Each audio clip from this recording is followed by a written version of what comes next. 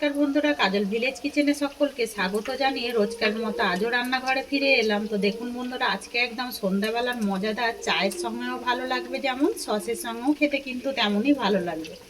তো একটা সেদ্ধ আলু আর দুটো ডিম দিয়ে কিছুটা বেসন দিয়ে মজাদার রেসিপি আপনাদের সঙ্গে শেয়ার করব। তার জন্যে প্লিজ প্রথম থেকে লাস্ট পর্যন্ত ভিডিওটি দেখতে থাকুন। আশা করছি সকলের বেশ ভালো লাগবে। যেমনই খাস্তা হয় তেমনই মুচমুচে হয়। চলুন তাহলে শুরু করা যাক। তো দেখুন, এখানে আমি বেসন নিয়ে নিয়েছি। তো এবারে বেসনের মধ্যে কিছু উপকরণ দিয়ে দেবো আমি এর মধ্যে চালের গুঁড়ি 2 চামচ বা চালের আটা। এটা দিলে পরে খাবারটা কিন্তু বেশ মুচমুচে হবে, খেতে কিন্তু দারুণ লাগবে। এবারে দিয়ে দেবো এর মধ্যে স্বাদ মতো লবণ বা মাপ মতো লবণ। লবণ তো অতি অবশ্যই দিতে হবে। আর এর মধ্যে দিয়ে দেবো বন্ধুরা, এটা কিন্তু আমার কেনা চালের গুঁড়ি, মানে যেটা সিদ্ধ চাল হয় সেই চালের গুঁড়ি নিয়ে নিয়েছি। আর এখানে দিয়ে দেবো রঙের জন্য হলুদের গুঁড়ো, আর দিয়ে দেবো একটু ঝাল ঝাল হওয়ার জন্য লঙ্কার গুঁড়ো। আর যদি বাচ্চাদেরকে দেন একটু ঝালটা কম করে দেবেন, তাতে করে বেশ বাচ্চারা অনায়াসে খেয়ে নেবে। এবারে দেখুন, এই উপকরণগুলোকে বেশ খুব ভালো করে মাখিয়ে নেব আগে শুকনো উপকরণগুলোকে। তো সব উপকরণগুলোকে শুকনো উপকরণগুলো একসঙ্গে ভালো করে মিশিয়ে নিলাম। এবারে অল্প অল্প করে জল দেব, দিয়ে একটা সুন্দর ব্যাটার রেডি করে নেব। যেরকম ঠিক মানে আমরা চপ ভেজে থাকি সেরকমই একটা ব্যাটার রেডি করে নেব। একেবারে জলটা দিয়ে দেব না, অল্প অল্প জল দেব, দিয়ে একটা সুন্দর ব্যাটার রেডি করে নেব। তো দেখুন ব্যাটারটা একদম রেডি হয়ে গেছে। তো দেখুন ঘনত্বটা কীরকম, তো আমি এরকমই রাখবো। দেখুন ঘনত্বটা দেখে বোঝা যাচ্ছে। দেখুন এটাকে টানলে কিন্তু অত সহজেই মানে চামচের গায়ে একসঙ্গে সেট হয়ে যাচ্ছে না। এইভাবেই আমি এখন এটাকে সাইডে রেখে দেবো ঢাকা দিয়ে। তো দেখুন এখানে আমি নিয়ে নিয়েছি একটা সিদ্ধ করে নেওয়া আলু। এবারে আলুর মধ্যে কিছু উপকরণ দিয়ে দেবো এর মধ্যে একটা এইভাবে আমি টুকরো করে পেঁয়াজ কেটে নিয়েছি। এই কেটে রাখা পেঁয়াজটা দিয়ে দেবো। একটাই কেটে রেখেছি, একটু মাঝারি সাইজের পেঁয়াজ। পেঁয়াজটা কম বেশি দিতে পারেন, আলুটাও কিন্তু কম বেশি নিতে পারেন। আমি একটাই আলু নিয়েছি, ভালো করে গ্রেটারের সাহায্যে গ্রেট করে দিলাম। আর দেখুন এখানে বেশ কিছুটা ধনেপাতা নিয়েছি, এতে করে টিফিনটা খেতে কিন্তু বেশ দারুণ লাগবে। আর দিয়ে দেবো এখানে কাঁচা পাকা লঙ্কা কোচানো। তো সব উপকরণগুলো দিয়ে দিলাম। এবারে যেগুলো দেব শুকনো উপকরণ দিয়ে দেব স্বাদ মতো লবণ বা মাপ মতো লবণ। লবণ তো অতি অবশ্যই দিতে হবে, নাহলে টেস্টটা কিন্তু ভালো লাগবে না। এখানে চাট মশলা নিয়েছি, চাট মশলাটা দিয়ে দেব ওই হাফ চামচের একটু বেশি নিয়েছি। আর এর মধ্যে দিয়ে দেব আমি 2 চামচ, ছোট চামচে 2 চামচ বেসন। তো দেখুন এখানেও আমি 2 চামচ বেসন ব্যবহার করলাম। আর এখানে দিয়ে দেব দুটো ডিম। তো এর মধ্যে কোনো জল ব্যবহার করব না।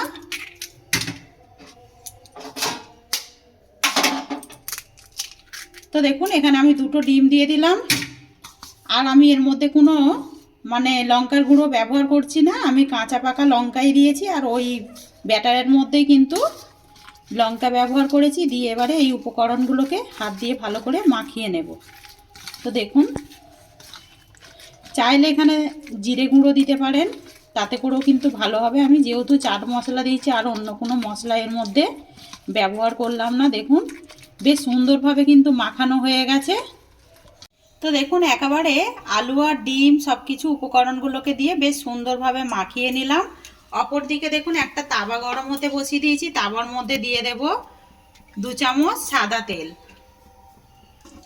তো দেখুন তেলটা কিন্তু বেশ গরম হয়ে গেছে। একটু কড়ার মানে তাওয়ার চারিদিকে দিয়ে দিলাম।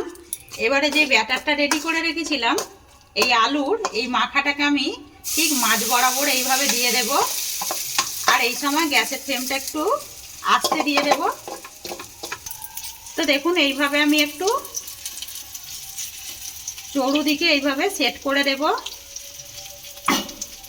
মানে তাওয়াটা গোল করে এইভাবে আমি এইভাবে দিয়ে দেব। দেখুন কতটা সুন্দরভাবে হচ্ছে। তো দেখুন বেশ তাওয়াটা চারিদিকে এইভাবে আমি একেবারে ছিটিয়ে দিলাম। আর কিন্তু গ্যাসের ফ্লেমটা এই সময় আস্তে রয়েছে। আর আমি এটাকে ঢাকা দিয়ে দেব। তো দেখুন 2 মিনিট আমি এভাবে ভালো করে এটাকে আগে রান্না করে নিয়েছি। দেখুন ভেতরটা কতটা কত সুন্দরভাবে দেখুন সেট হয়ে গেছে। তো আমি এইভাবে উল্টাবো না, এখন উল্টালে কিন্তু ভেঙে যাবে। তো আমি এটাকে থালার মধ্যে আগে নাবিয়ে নেব। এই দেখুন, তো এইভাবে আগে নাবিয়ে নিলাম, দিয়ে আবারও এই পিঠটার জন্য আমি 1 চামচ তেল দেব, খুব বেশি দেব না। দেখুন 1 চামচ তেল দিয়ে দিলাম। তেলটা দিয়ে একটু তাওয়াটার চতুর্দিকে করে দেব। তো দেখুন ঢাকার মধ্যে আমি একটু উল্টে নিলাম যাতে করে না ভেঙে যায়। এবার আমি এর মধ্যে এইভাবে ঢেলে দেব। তো দেখুন এইটাকে এবারে নাবিয়ে দিলাম, দিয়ে আমি আবারও এটাকে ঢাকা দিয়ে দেব 2 মিনিটের জন্য। আবারও কিন্তু 2 মিনিট হয়ে গেছে। দেখুন এটাকে একদম 2 পিঠ ভাজা হয়ে গেছে, মানে এই পিঠটাও বেশ সুন্দরভাবে কিন্তু লাল হয়ে গেছে। এবার আমি এই অবস্থায় নাবিয়ে নেব, বেশি নাড়াচাড়া করব না, এটা ভেঙে যাবে। তো নাবিয়ে একটু ঠান্ডা করে নেব, না হলে কিন্তু এটা ভেঙে যেতে পারে। দেখুন একটা থালার মধ্যে নাবিয়ে নিলাম। এবার আমি এইটাকে যেরকম ঠিক পিৎজা করে সেইভাবে পিৎজার মতো করে এটা ছুরি দিয়ে কেটে নেব। তো এটা গরম অবস্থায় দেখুন কাটতে যাচ্ছিলাম বলে কিন্তু ভেঙে গেছে। তা আবার আমি এইরকম মাছ বরাবর দিয়ে দিলাম, আবারও এই সাইড দিয়ে মাছ বরাবর দিয়ে দিলাম। দেখুন এবারে এইখান থেকে দিয়ে দেব, মানে এইভাবে টুকরো করে পিৎজার মতো করে ঠিক কেটে নিতে হবে। তো ভালো করে বেশ কেটে নিয়েছি, দেখুন পিস পিস করে এইভাবে কেটে নিয়েছি। কাটাটা দেখুন কতটা সুন্দর হয়েছে। তো একটুখানি হাত দিয়ে এইভাবে একটু ঠুকে দেব, তাহলে কিন্তু সেট হয়ে যাবে। অপর দিকে যেই ব্যাটারটা রেডি করে রেখেছিলাম এইটাকে আরেকটু ফেটে নেব। তো দেখুন চালের গুঁড়ি দেবার কারণে কিন্তু আরেকটু ঘনত্ব হয়ে গেছে। দেখুন এটাকে একটু খুব ভালো করে ফেটে নিতে হবে।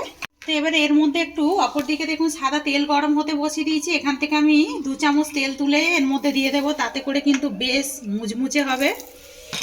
দেখুন 2 চামচ তেল দিয়ে দিলাম, দিয়ে আমি আবারও এটাকে একটু ফেটে নেব। আমি এর মধ্যে কোনো খাবার সোডা বা বেকিং পাউডার কিছুই মেশাইনি, তো মেশানোর কোনো দরকার নেই। যদি খুব ভালো করে ফাটা হয় তাতে করে কিন্তু খাবারটা এমনিই মুচমুচে হবে আর সুন্দরভাবে ফুলবে। দেখুন তো তেলটা এবারে দেখে নেব ঠিকঠাক গরম হয়েছে কি করে বুঝবো। তো দেখুন এখানে 1 ফোঁটা ব্যাটার ফেলার পরেই দেখুন কেমন ভেসে উঠেছে, তার মানে তেলটা পুরো পারফেক্ট গরম হয়ে গেছে। এবার আমি একটু গ্যাসের ফ্লেমটাকে আস্তে করে দেব, যাতে করে না ওপরটা তাড়াতাড়ি লাল হয়ে যায়। তো এখান থেকে যেই পিৎজার মতো ডিমের একটা পিস করে রেখেছিলাম এইটাকে এই ব্যাটারের মধ্যে চুবিয়ে দেব, দিয়ে এইভাবে আমি ঠিক যেরকম আমরা বেগুনি করে থাকি বা চপ ভেজে থাকি সেইভাবে ব্যাটারটার মধ্যে নিয়ে তেলের মধ্যে দিয়ে দেব। তো দেখুন যতগুলো সম্ভব ততগুলোই কিন্তু দিয়ে দেব।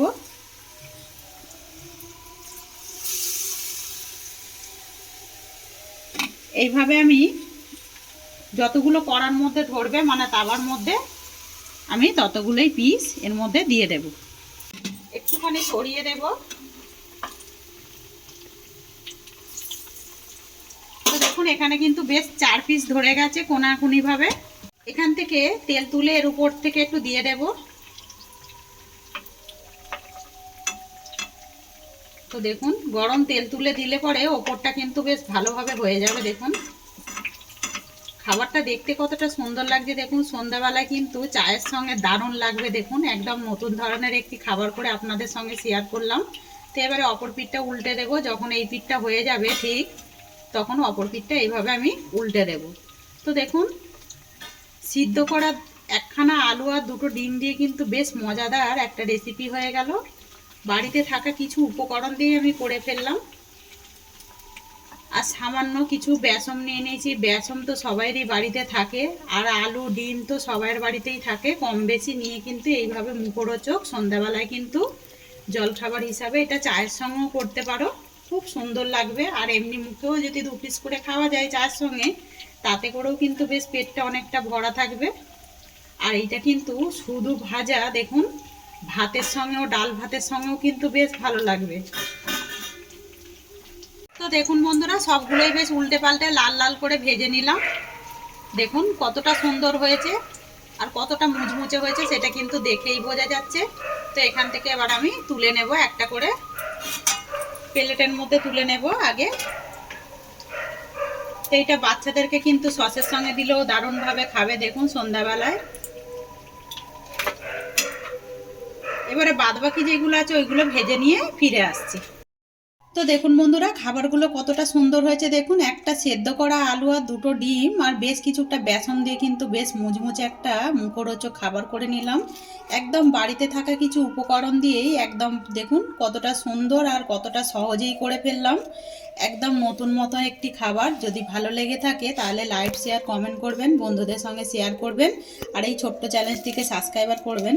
আর দেখুন ভেতরটা কতটা সুন্দর হয়েছে দেখুন, আর একদম গরম গরম দারুণ হয়েছে। আর বাচ্চাদেরকে তো সসের সঙ্গে দিলে দারুণভাবে খেয়ে নেবে। যদি ভালো লেগে থাকে একটা লাইক করবেন, বন্ধুদের সঙ্গে শেয়ার করবেন, আর এই ছোট্ট চ্যানেলটিকে সাবস্ক্রাইবার করে নেবেন। আমার এরকম নিত্য নতুন রান্নার জন্য পাশে থাকা বেল আইকনটি প্রেস করবেন। সবাই ভালো থাকবেন, সুস্থ থাকবেন, ধন্যবাদ। আবারও নতুন ভিডিও নিয়ে ফিরে আসবো।